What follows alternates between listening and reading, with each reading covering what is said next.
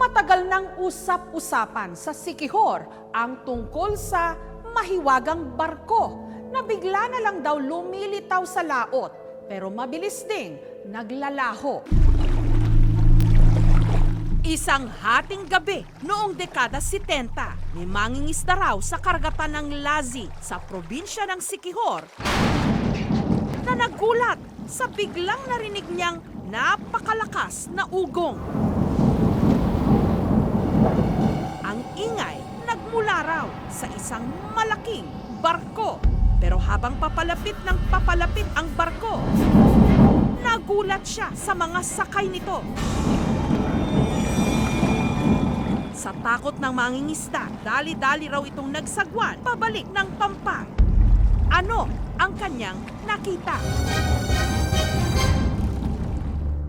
Isla del Fuego o Island of Fire ang bansag noon ng mga Kastila sa Siquijor. Ngayon, sa isang bahagi ng karagatan ng Lazi, may nagliliwanag din daw tuwing gabi na nagbibigay sa kanila ng kilabot. Isang misteryosong barko na ang ugong nagpapayanig daw sa lupa. Kaya ang tawag nila rito, tayog-tayog, mula sa salitang Bisaya na tayog. Ang ibig sabihin, pagyanig. Dako mo na siya nga barko, karaan. Layan ang barko nga mo biyahe nga para pamasahero sa parehan lang nato. Ang tayog-tayog makikita lang daw tuwing alas 12 hanggang alas 2 ng madaling araw.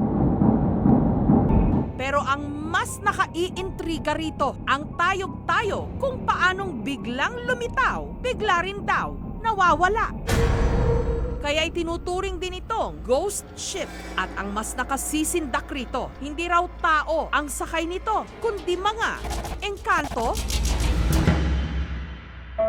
Pinatotohanan ni Mang Baldomero, ang mangingisda noong dekada 70 na nakarinig daw ng malakas na ugong at nakakita rin ng tayog-tayog, pati na ang mga sakay nito. Ano nangyari sa'yo? Likay buto kay tulian nila putaog. Di na to, di sa muli kay ba nila. Kay tulian man ka, malunod po. Mga tao lagi. Dahang mga tao guys, istoryahay mo po sila. Di mabuta ka sabutin ng istorya. Si Richard, bata pa lang daw siya, naririnig na niya ang kwento ng mga mangingisda tungkol sa mahiwagang barko. Hanggang nakita raw niya mismo ang tayog-tayog. Tingala ko unsa ron siya. Dahang suga walay tao. Tanak ko ng mga gulang nga unsa na siya, muna ingon tayog-tayog barko sa engkanto. Dayo sa Siquijor, si Lani, hindi siya naniniwala sa tayog-tayog. Hindi ko pa masyado pinapansin kasi pakiwari ko noon parang ano lang, mga kwentong barbero. Hanggang siya raw mismo nakakita nito. Tinignan ko, nagulat din ako kasi mukhang may mga siliwat ka talaga makikita para may nagdi-disco. Gabi-gabi na raw niya itong inaabangan at nakikita rin. Hindi talaga siya nag-fail na hindi magpakita. May mga times na nag-invite ako ng mga taga Manila. Meron talaga something na hindi nila ma-explain. Yun nga lang, hindi nga lang daw malapitan ang mahiwagang barko. Among giadto na, magalantaw ka hane, mura na siya kalayo. Gumo ato dito. Dili pa doon. Ang dating seaman at residente ng Siquijor na si Paul, tinangka raw na patutuhanan ang misteryosong tayog-tayog. At nito lang January 3, kinunan niya ito gamit ang kanyang cellphone. Alas 11 pa lang daw ng gabi, nakaabang na si Paul. Matapos ang ilang oras na paghihintay, walang kung ano-ano, bigla raw sumulpot ang misteryosong barko. Barko lamang na natural yan, dumaan yan, baka papuntang Mindanao yan. Walang navigation light. Sa right side niya, dapat may green light, di mapicturan. Binidyo ko. At matapos ang ilang minutong pagkuha ng video, ito ang kanilang nakunan. Kana kuha na siya, pero kana iyan tapad nga barko, di makuha. Pagtataka nga lang ni Paul na ilaw lang ng bangka ang nakita sa video. Gayong ang nakita ng kanyang mga mata, malaking barko. Isinangguni namin sa Philippine Coast Guard ang tungkol sa diumanoy misteryosong barko. Wala raw records at schedule na may barkong may ruta sa lugar na yon nung ganung oras. Sa mga nakaschedule na trips dito sa Sikihor Province, negative tayo, sir. And even sa nearby ports, which are yung Tagbilaran Port, Dumaguete Port, and even dito sa may Mindanao banda. Sumama ang mga tiga Coast Guard, kina Lani at sa aming team para mag-abang sa dalampasigan ng Lazi. Pagpatak ng alas 12, wala pa silang nakikitang ni Anino ng sinasabing misteryosong barko. Pero bandang alauna ng madaling araw, nagsimulang meron silang namataan. Nag-stop na yung isa. Hindi na siya nag-move. At nagulat ang aming team sa kanilang nakita. Nasa pagkakataong ito, rumihistro at na-record ng kamera. May liwanag na kamukha ng hugis ng isang barko.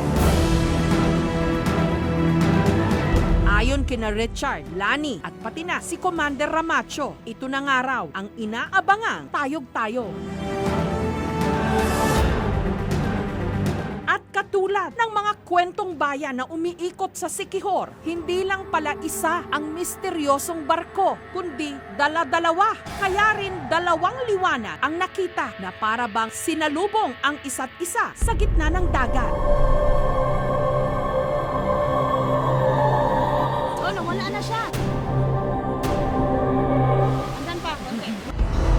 Habang papalayo ang unang barko o unang liwanag, kapansin-pansing tila humihina ang liwanag nito. Habang ang isa pang sinasabing barko o liwanag, mas tumingkad naman ang kulay. Maya-maya pa, ang unang sinasabing tayog-tayog, tuluyan nang naglaho. Ang ikalawa naman, nilamon na ng dilim.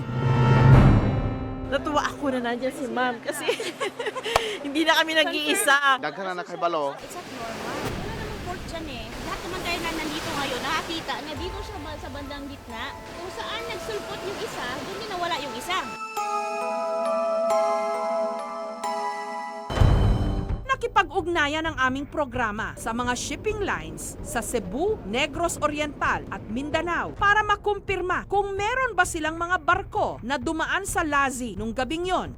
Pero wala raw nakaschedule na barkong naglayag nung mga oras na yon. Ayon sa mga residente, ang tayog-tayog dumadaong daw sa kung tawagin nila Bulwarte, ang syudad daw ng mga engkanto. Na ang lagusan matatagpuan sa isang yungib sa Maria. Nitong Huwebes, lumipad pa Siquijor ang paranormal investigator na si Ed Caluag para imbestigahan pa ang dimanoy misteryosong barko. Bago tumungo sa Bulwarte, kailangan raw munang mag-alay. It's a sign of respect na nandito tayo.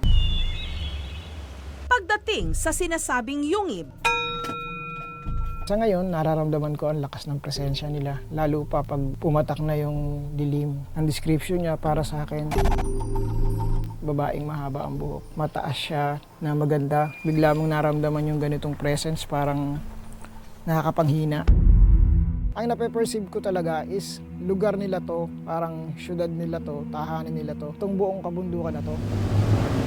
pagsapit ng gabi sa ikalawang pagkakataon, kasama na si Ed Caluag sa mga nag-aba sa misteryosong tayog-tayog. Kalmado ang karagatan. Alas 11 hanggang alas 12 ng madaling araw, may mga naglalayag pang mga bangka ng mga mangingisda. Pero pagdating ng alauna ng madaling araw, bagamat nandoon pa ang mga bangka ng mga mangingisda, napansin ng aming team ang maliit na liwanag. May konti siyang tunog na hindi mo masyadong clear. Sa kaliwang bahagi, lumitaw din ang isa pang barko. Pagkalipas ng 10 minuto, ang dalawang barko muling nagsalubong.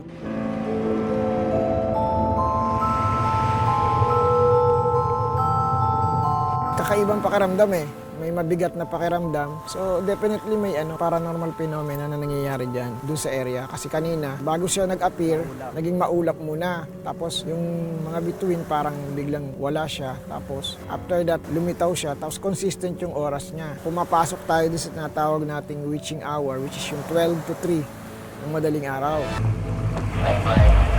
Samantala, sakay ng speedboat, hinabol ng Philippine Coast Guard Siquijor Station ang mga barko para maabutan nila ang mga ito at makita ng malapitan kung ano ba talaga ang mga ito.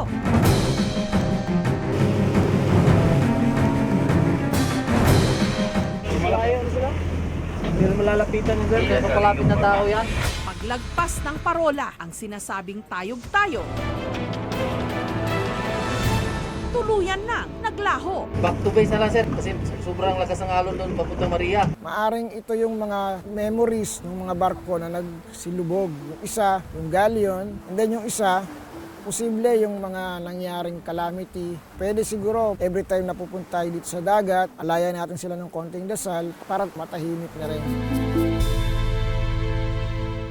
May estudyante raw dati, ang anthropologist sa UP Diliman na si Professor Caroline Sobrichea na pinag-aralan ang mga hindi maipaliwanag na pangyayari sa Siquijor. At batay sa pag-aaral na yon, maaaring ang mga nakikita ng mga residente na misteryosong barko, mga tunay na barko talaga na pagkakamalan lang daw na ghost ships dahil na rin sa mga nakagis ng kwento ng mga matatanda. Sa pangkatangian ng Siquijor ay lagi siyang dinadaanan ng mga bagyo. At minsan napaka-cloudy.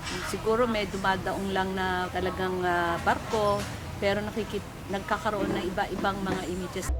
Isinangguni rin namin ang bagay na ito sa pag-asa kung meron nga bang weather phenomenon na nakalilikha ng ilaw sa laot. Meron tayong tinatawag na mirage. Kaya nagkakaroon ng parang atmospheric duct kasi ang tawag na, parang isang layer, nagiging lente siya. Pag yung lente na yon, nakakabuo siya ng iba-ibang imahe. Lalo na pag nasa coastline siya or merong boat doon sa lugar na yon or merong any object.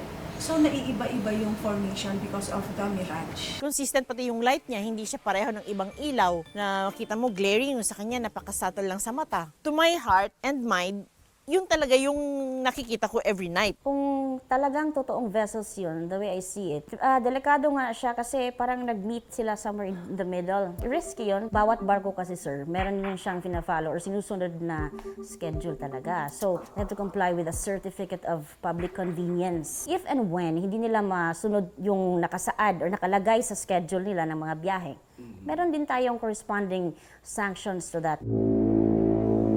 Totoo man o hindi, ang tayog-tayog para sa mga tiga Siquijor, mananatili itong mahiwaga.